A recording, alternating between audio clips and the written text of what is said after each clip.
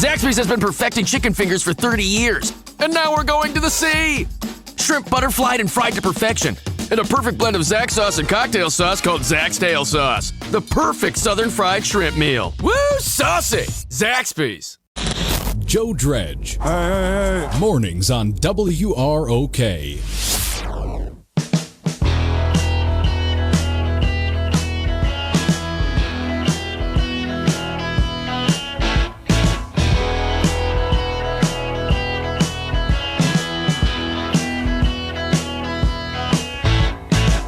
Over 95 years in the books and still on top. This is Rockford's News Talk 1440 WROK. 7 minutes after 7. News Talk 1440 WROK. Tuesday morning with Riley and Joe. I know it feels like Monday, but we had Monday yesterday, so it's a shorter week. Yeah. Hope you enjoy it. Yeah, look at it this way. It'll be fine. Did you get grilling done over the weekend? Yeah, there's some grilling done. Saturday, some burgers, Main Street. 640 Meats.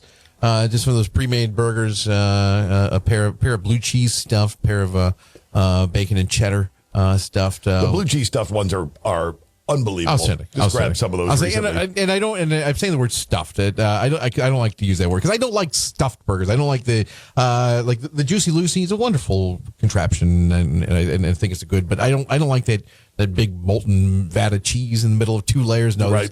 Just nicely kind of cubed blue cheese kind of dispersed amongst the meat. Outstanding there. And then, Dad made ribs yesterday. Those come out. They went pretty good. Nice. Good. I think he agreed too. Maybe a little overdone on the edges, but the center ribs were perfect. So I don't mind a little overdone. We got those burn ends. We got to figure out how to control the thinner parts a little bit, but those are good. Those are good. Fortunately, we had like 3 slabs for couple people, so even better. Having a surplus is always nice. Was fine there. So we had a birthday at our house over the weekend. Amy's mom, my mother-in-law Sandy, turned 88 yesterday. Happy birthday, Sandy! And as is tradition in our home, when it is your birthday, you pick what you would like as far as dinner. You want something from out? Is there something that Amy makes that you want? What would you like? And she goes, I made up my mind 6 months ago on what I wanted for my birthday dinner. Oh, okay. And that would be? Yes. Chicken wings. Chicken wings. Bone-in chicken wings. All right. Have you ever seen her eat chicken wings before? Once. Mm-hmm. Okay. All right. Mm-hmm. Okay. I didn't realize she enjoyed them that much. All right.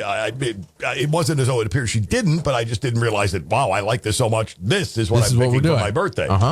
So, I think we did the 40 pack. And then there was, I think we got up with about 55 wings total. Okay. Along those lines and along with some other sides and everything else. And boy, she was delighted. Did she like spice? Yes. Really? Initially demurred and said, no, I don't like anything spicy. Yeah. Like, well, then try this. It's not spicy at all. And she laid into it. Oh, wow, this is great. This might be one of the best. Well, it was hot Cajun. Oh. Totally dug it. Totally dug it. Yep. So, we just had a mountain of chicken wings at the house last night. Is she a blue cheese ranch person? Yes. Did she eat them right? Yep. Oh, yeah. Mm-hmm. Got it all going on. Does she have a preference for flats or drums?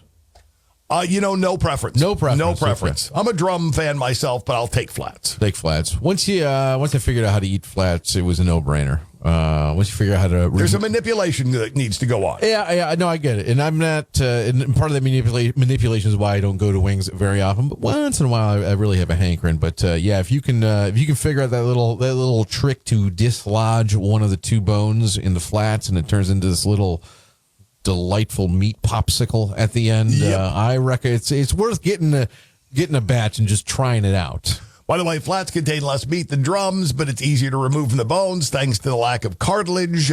Dipping ability better for flats than for drums. Yep. Yeah, not bad. Yeah, sometimes in the drums it gets tough. You get a little of that cartilage going on in there. You start to get really reminded about what you're eating. And exactly, exactly.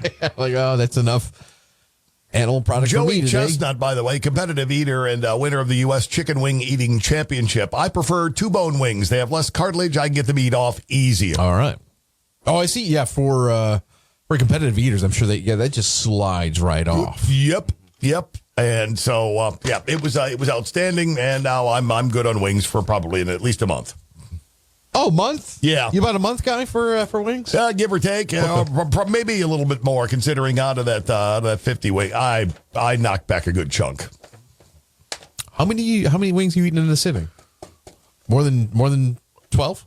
I had at least a dozen. At least a dozen? I'm thinking closer to 15. 15? Okay, all right. I think. Because it was one of those things I've been working and doing stuff all day. So I was starving by the time dinner hit, and you're just grabbing them 2 at a time. Okay. Yeah, I'm about 3 times a year wing guy. I mean, I worked in the wing place for a while. I was going to say. So I had my share, and I wasn't a fan of wings back then either. But, So, they were there and they were free. And you can make them, and if you can make them, you can make them perfectly the way you want them, as done as you want, as sauced as you want. That's a different ballgame, too. Oh, I bet it is. Uh-huh. Yeah. Oh, yeah. Select how you would like them done. Or we had a fancy way to do them, too, if we want to make the good, like really good ones where we'd dry them out for like a day in the,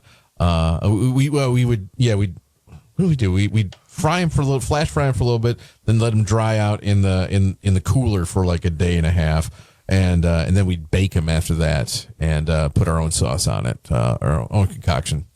Specialty only, management only. Management only, sure. Not coming to the table anytime soon. All right, you want to know what Joe's talking about? Get a job at Buffalo Wild Wings. Yeah, you can get bored with the food there and figure out the weird stuff you can do. Think you really like something? Go work there once and see how long you keep liking it. Oh boy, it gets old real fast. It fits with anything, whether you're working in a brewery or anywhere else. Yep, I'm done for the day. I've had more than enough of that. 13 after. Anybody went out to the movies this weekend besides Joe? The top movie in the land is The Little Mermaid with a $95.5 million as their take over Memorial Day weekend. 95. That's good. Were they expecting triple digits on this one? I forget how these live action have done in the past. Not as well as the animated, but I think they were expecting a pretty big haul. Is that in let's look up what Lion, because that's the last one I remember, right? Lion King? Yeah, that sounds right. Yeah, that sounds right. They say it'll reach $117.5 million by the time the weekend completely is over. They can't give you the latest up-to-the-minute stuff from people buying tickets last night. This ranks as the 5th biggest Memorial Day weekend ever. It knocks Fast X out of the top spot, 10th installment in the Fast and Furious franchise. Has lagged behind some more recent releases in the series, bringing in $23 million domestically for a 2-week total of $108 million. I think they were hoping for more. Lion King did 446, by the way. Okay. Oh, wait, I'm sorry. Is that animated? This is the animated Animated, one. yeah. I'm sorry, yeah. Let's see, what else? 4th weekend, Guardians of the Galaxy Volume 3, $20 million in the North American box office to take 3rd place. It's now made $300 million domestically. It's pretty good. That's not too bad. How many at weeks all. out for that one? That's 4th weekend. In a month, it's made $300 million. Have you seen that one yet? No. Okay. I think I'm waiting for streaming on that one. Okay. I didn't know if it had come to streaming yet. No, not yet. Okay. Not yet. Audiences thought Little Mermaid delivered. Film had an A cinema score. According to exit polling, had more ticket buyers between 25 and 34 than kids, suggesting nostalgic adults were essential to its success. Not bad. Critics, on the other hand, really didn't care for it. About 67% on Rotten Tomatoes. Okay. All right, here we go. Live action reimaginings by Disney. Number 1, Lion King. That did $191 million. Beauty and the Beast 2 at 174. The Jungle Book 3 at 103.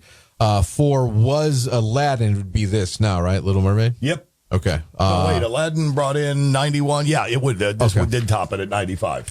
Well, I'm sorry. Alice in Wonderland did 116, but only gross. That must have died off quick. Did that have horrible reviews? I think so. Alice in Wonderland? Yeah, you'll see it make a big splash at the beginning and then fall off. The predictions are that Little Mermaid will fall off after its initial weekend. Okay. Don't know. But it's it was the 5th most successful opening weekend for one of these live action remakes, which I haven't seen a single one of them. Have you seen one of them? No. Okay. Not any of them, as a matter of fact. So Little Mermaid at number 1, Fast X at 2, Guardians of the Galaxy Volume 3 at 3, Super Mario Brothers movie at 4. That has now made $600 million. The Machine at 5. Machine at 5. What did it do? That's 4.9 million. 4.9. Okay. But it doesn't have nearly as wide a release as these others. Oh, really? Okay. About My Father, 4.3 million. Kandahar at 7. You Hurt My Feelings at 8. Evil Dead Rise at 9. And The Book Club at Next Chapter at 10. Sounds good. All right. I'm unfamiliar with almost all of those. almost all of those. As I said earlier, we did The Machine this weekend. It's an interesting story about how they did it. Bert Kreischer, comedian. He's essentially a professional partier. I mean, I think I told you Van Wilder was based on him, and he just kind of developed an act where he is a party guy. He's a fun guy to be around, and he tells stories. And he's made a very nice career on it. He sure has. But one of his most famous stories that made him go viral the first time was about a 10-15 minute bit he does about a trip to Russia in college his senior year, where he got involved with the Russian mafia. They ended up robbing trains, and it's a great story. It's a great story, and it's talk about doing a movie. And I think they did it really well, because they could have just, gone back and just done the whole thing. Sure. It was good. But instead, it takes place in current day. And one of the people that he robs on the train is watching Bert's Netflix special about him telling the story about the robbery while he's being robbed. He had been robbed. So they took like an heirloom from him. So, but this guy is a very powerful Russian mafia member now. So then he sends out a hit squad to go get Bert and get the heirloom. But they do the whole story of it in flashback too. So like half the movies in 1998 or whatever, and half the movies today. It's over the top, especially at the end. They know what they're doing, and they're like winking to the camera how stupid these action sequences are. Like Kreischer does like some Jackie Chan stuff in the middle of this. It's great. But and Mark Hamill's in it. But it's great. It's especially. But the thing is, if you like Bert Kreischer, you know about The Machine, and you're probably seeing the movie. I just don't know how wide audiences has. It's going to have to be a word of mouth thing, because I'm lightly familiar with Kreischer. Yeah, I know. I don't know that particular bit. He is not everybody's cup of tea. Okay, I'll say that he's he can irritate some people, but I like, he's genuine in that. He's the guy, he played it here at the BMO a couple weeks ago and broke down crying on stage because he was so moved that he did the Coronado the year before and got to do the big arena this year. So he's just a genuine guy, and it's just wild that the stand-up comedian with the story has turned into a major motion picture. Yeah, with success. Yeah, and that's being reviewed very well. Yeah. So go figure. Weird original idea, Hollywood. Yeah. Try it again. Once in a while it happens. Right. 7:19. Clay and Bucker here after 11 o'clock. Here's a preview. Hey, everybody, coming up on the two.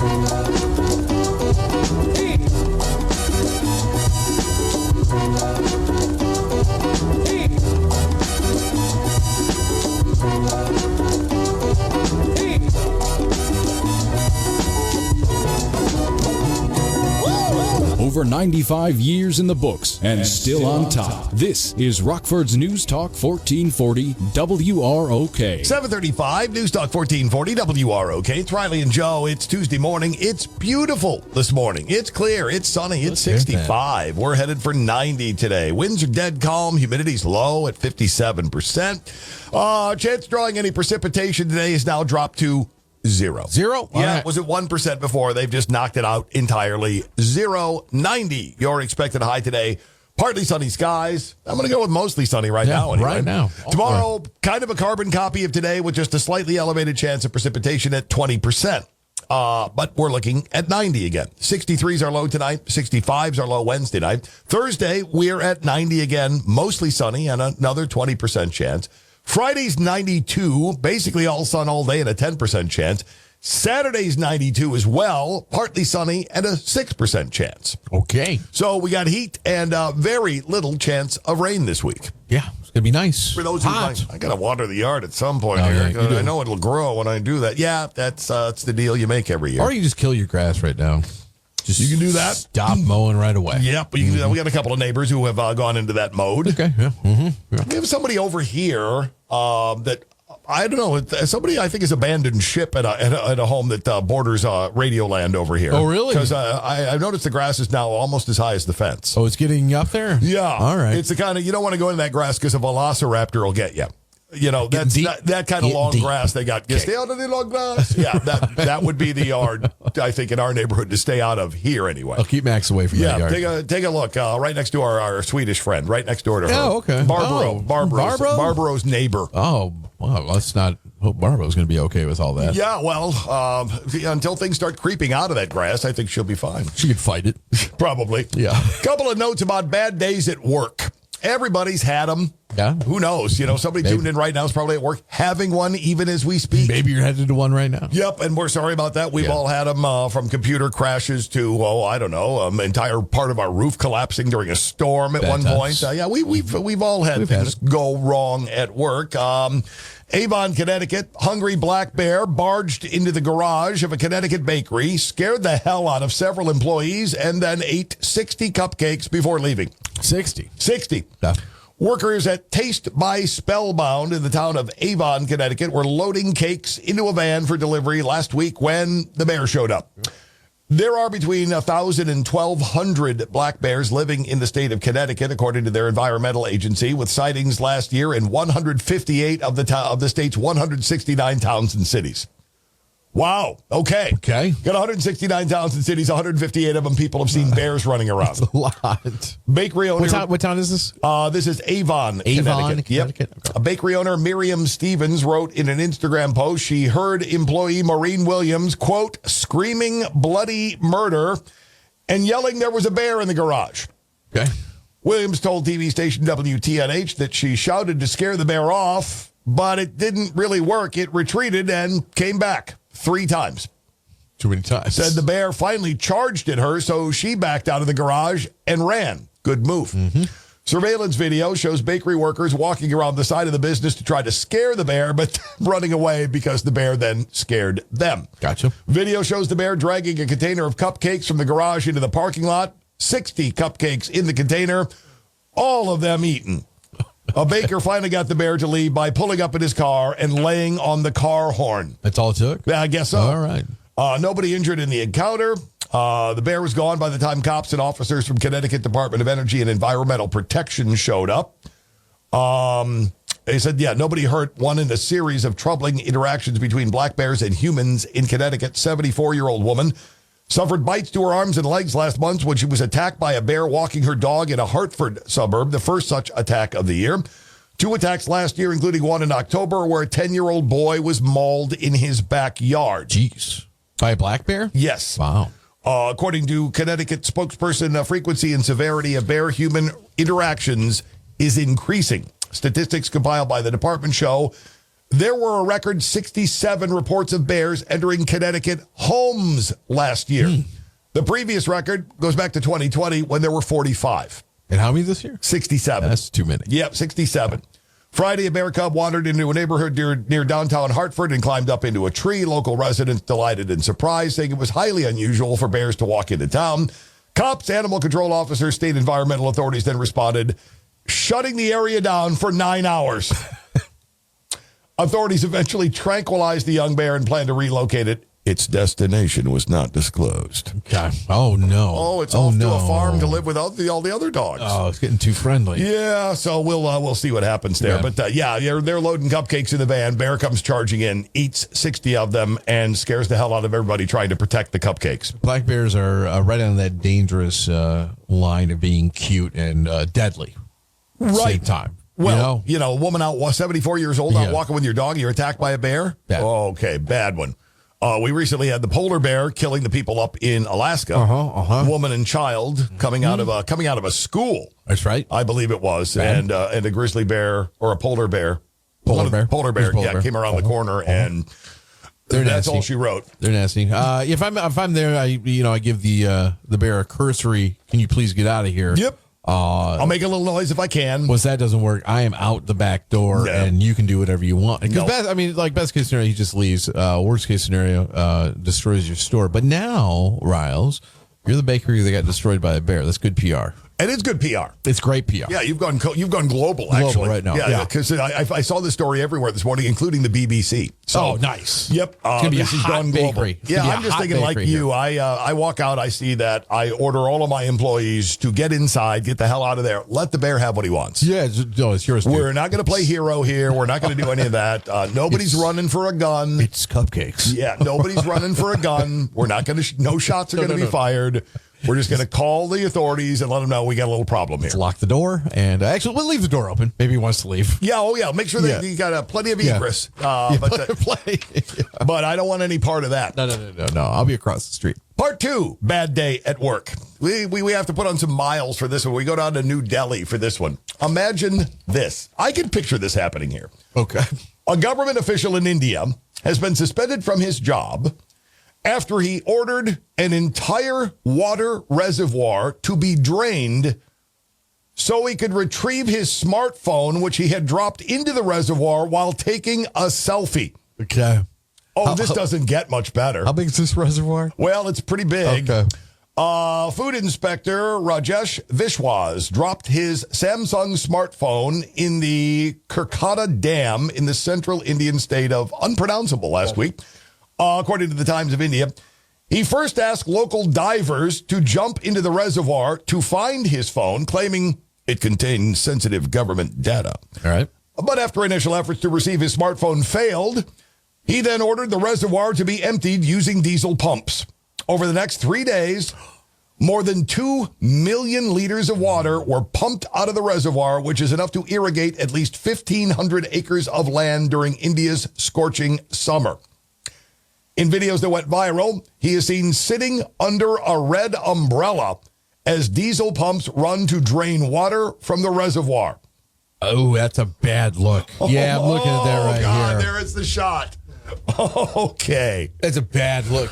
That's a really bad look. Why? Man. I mean, don't do that. Don't do that. That's a Chicago politician move there, man. Why are you standing there watching? That is a Chicago politician move. Are you doing that to make sure it gets done? Yep. Oh, man. He is literally something. and there's someone holding the umbrella over his head. There's 2 guys there. One's holding it. And he has the hand on the hip stance of, look at me. Yes, of the camp commandant looking out to make sure everybody's working. Well put. Yes. Oh, my.